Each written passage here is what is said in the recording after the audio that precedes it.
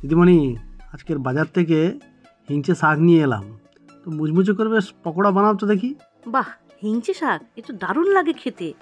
হ্যাঁ, পকোড়া তো বানাবো, তবে বন্ধুরা তার আগে বলি হিংচে শাকের কিন্তু অনেক গুণাগুণ রয়েছে। যেমন ধরুন স্কিনের জন্য, লিভারের জন্য, কিডনির জন্য, এমনকি ব্রেনের জন্যেও কিন্তু ভীষণ উপকারী। আর আমাদের হজম শক্তিও বাড়ায়। যদিও এই শাকটা খেতে একটু তেতো, কিন্তু এর গুণাগুণ শুনলে কিন্তু এটা মাঝে মাঝে খেতে ইচ্ছা করবে। তো চলুন আজকের রেসিপি শুরু করি।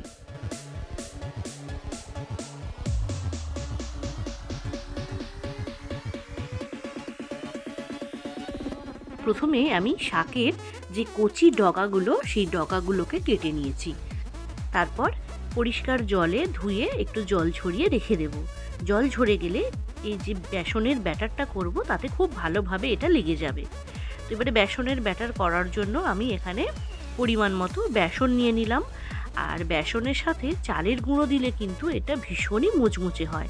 তো অল্প করে 2 চামচ চালের গুঁড়ো দিয়ে পরিমাণ মতো নুন দিলাম, সামান্য একটু হলুদ গুঁড়ো দিলাম, আর লঙ্কা গুঁড়ো কম করে দিলাম কারণ কাঁচা লঙ্কা দেবো। তো একটু কালো জিরে, অবশ্যই ধনে গুঁড়ো, জিরে গুঁড়ো অল্প অল্প করে দিলাম। এবারে শুকনো অবস্থায় আগে একটু মেখে নেব, কারণ বেসনের মধ্যে একটু ডেলা থাকে, সেগুলো হাত দিয়ে একটু ভেঙে নিলে মাখার সময় কিন্তু খুব সুবিধা হবে, আর ব্যাটারটাও খুব ভালো তৈরি হবে। এবারে অল্প অল্প করে জল দিয়ে একটা ঘন ব্যাটার তৈরি করতে হবে। তো এবারে দেখুন অল্প অল্প করে আমি জল দিচ্ছি আর এটাকে ব্যাটারটা তৈরি করে নিচ্ছি। তো সন্ধ্যের দিকে এইরকম মুচমুচে যদি পকোড়া হয়, তাহলে কিন্তু শুধু মুড়ির সাথে এই পকোড়া খেতে ভীষণ ভালো লাগবে। তো আজকে রেসিপিটা পুরোটা দেখবেন, খুব সিম্পল একটা রেসিপি, আমরা প্রত্যেকেই কিন্তু বাড়িতে মাঝে মাঝে এটা করে থাকি। তো এবারে একদম শেষে কাঁচা লঙ্কা কুচি দিয়ে দিলাম, দিয়ে আরও একবার সব কিছুকে মিশিয়ে নিয়ে এটাকে 5 মিনিট রেখে দিই। আর অবশ্যই একদম শেষে একটু গরম রিফাইন্ড অয়েল এর মধ্যে যদি দিয়ে দেওয়া হয়, তাহলে কিন্তু পকোড়াগুলো মুচমুচে হবে। তো সেই জন্য গরম তেল আমি 2 চামচের মতো এর মধ্যে দিয়ে দিলাম, দিয়ে মাখিয়ে নিলাম।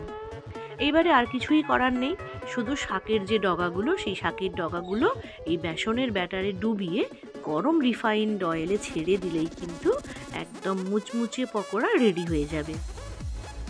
এখানে বলে রাখি, পুরো যে শাকের যে ডগাটা, সেটাকেও কিন্তু ডুবিয়ে করা যায়। তো সেক্ষেত্রে শেষের দিকেরগুলো একটু যদি শক্ত লাগে, হয়তো ভালো লাগবে না, সেই জন্য আমি কচি ডগাগুলোকে নিয়েও করেছি। আর সমস্ত পাতা কেটে নিয়ে কুচিয়েও করা যায়। এটাকে অনেক রকমভাবে করা যায়, আপনার যেটা পছন্দ আপনি সেটা করতে পারেন। তো দেখুন কীরকম একদম ব্রাউন করে আমি পকোড়াগুলোকে ভেজে নিয়েছি। এবারে এইগুলোকে সার্ভ করে দেব। তো আজকের এই ছোট্ট রেসিপি পুরোটা যদি দেখে থাকেন এবং যদি ভালো লেগে থাকে, তো একটা লাইক করে দেবেন এবং শেয়ার করবেন বন্ধুদের মধ্যে। আর আরও রেসিপি দেখতে চাইলে তো আপনারা জানেন, চ্যানেলটিকে সাবস্ক্রাইব করতে হবে।